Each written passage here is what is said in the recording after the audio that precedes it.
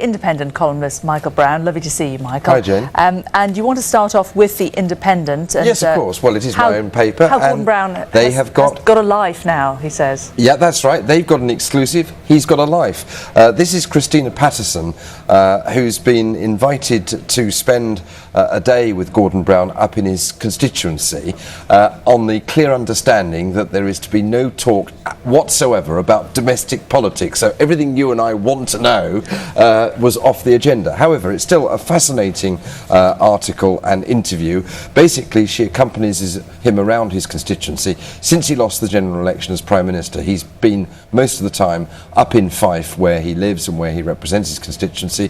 He's been going to factories. She accompanies him to a factory that makes parts for wind power technology.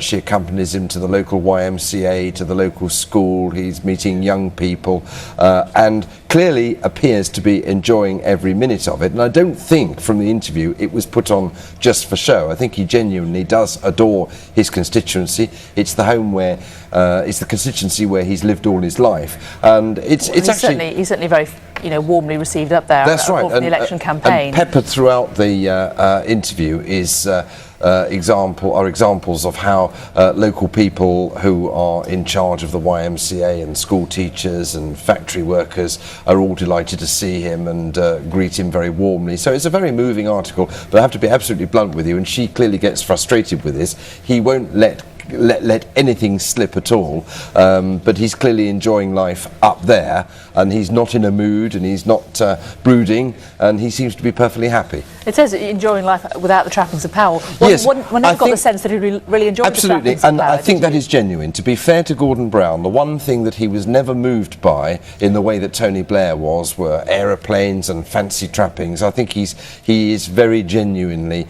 happy in his own surroundings up in Scotland. To the Financial Times.